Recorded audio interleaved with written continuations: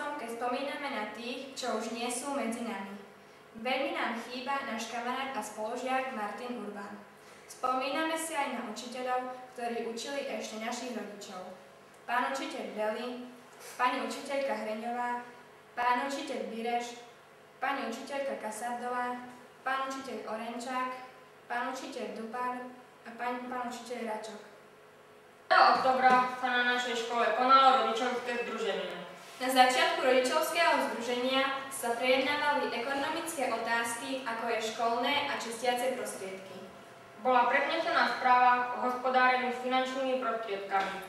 Potom sa rodičia rozišli do jednotlivých tried, kde ich triedni učitelia poinformovali o prospechu a správaní ich detí.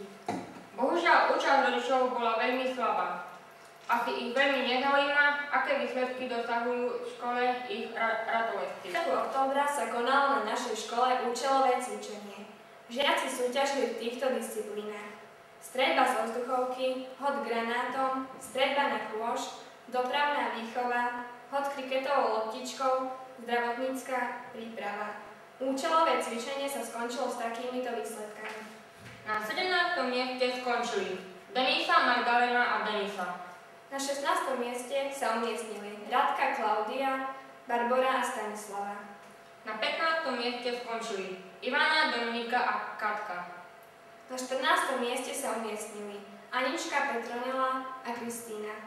Na 13. mieste skončili Tomáš, Roman a Andrea. Na 12. mieste sa umiestnili Jakub, Matúš a Jakub. Na 11. mieste skončili Jozefina, Beata, Majka a Katka. Na 10. mieste sa umiestnili Kristína, Patrik a Martin. Na 9. mieste skončili Mirka, Barborka, Biba a Staska. Na 8. mieste sa umiestnili Lukáš, Miro a Jozef. Na 7. mieste skončili Patricia, Timea a Oča. Na 6. mieste sa umiestnili Miša, Zuzá a Jozefka. Na 5. mieste skončili Patrik, Damian a Samuel. 4. miesto patrí Filipovi, Jankovi, Martinovi a Ondrejovi. A dostávame sa k medailistom. Bronzové medaily patria Erikovi, Marošovi a Paťovi. Strieborné medaily putujú do 9. ročníka Tomášovi, Marošovi a Adamovi. A zlaté medaily si domov odniesli Paľo, Janko a Erik. Sami Dvorianky a Hliadky sa stala vážna dopravná nehoda, kde vodič poľského kamiónu vyšiel mimo vozovky a ťažko sa zranil. Naši rómski spoluobčania mu pomohli preložiť náklad zemiakov do svojich vozíkov. V mesiaci október sa nedaleko našej školy začal vypúšťať rybník. Podľa informácií od rybárov sa rybník musel vypúšťať preto, lebo tam bolo veľa bahna a nachádzala sa tam škodná ryba humček americký. Z tejto akcie vám ponúkame obrazový materiál. A máme tu našu športovú redaktorku. Barbora, povedz nám, čo sa udialo tento mesiac v športe? Tento mesiac bol, čo sa týka športových udalostí, bohatý. Takže ešte raz by som chcela privítať divákov školských televíznych novín. Sledujte najnovšie správy zo športu. Uvidíte, čo sa udialo za mesiac október na našej škole. Chlapci sa zúčastnili futbalového turnaja. Naše dve redaktorky vyspovedali kapitána Denisa, ktorý odpovedal na pár nepríjemných otázok. Hej Denis, počula som, že ste v októbri vo futbale všetko prehrali. Je to pravda?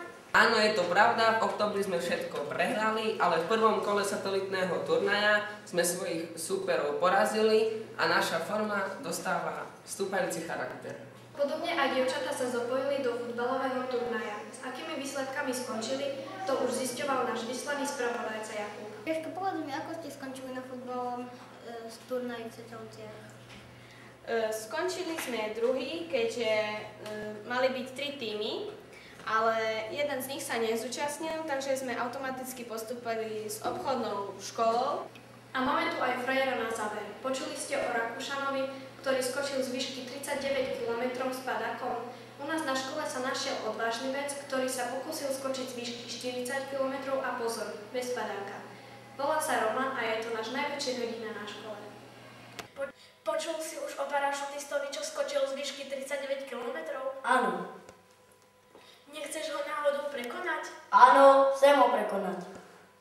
A z akej výšky chceš skočiť? 400. Kilometrov? Kilometrov bez padákov. Ako si sa na to pripravoval? Môžem vám to ukázať. Na začiatku skočil z prvého schoda. Potom išiel na druhý schod. Potom na tretí. A nakoniec na štvrtý. A to bola celá jeho príprava. Chlapci, môžem ísť na to.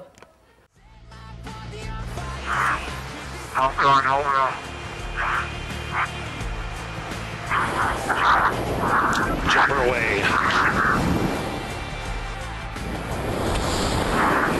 Speed 725. Showing Felix in a stable descent.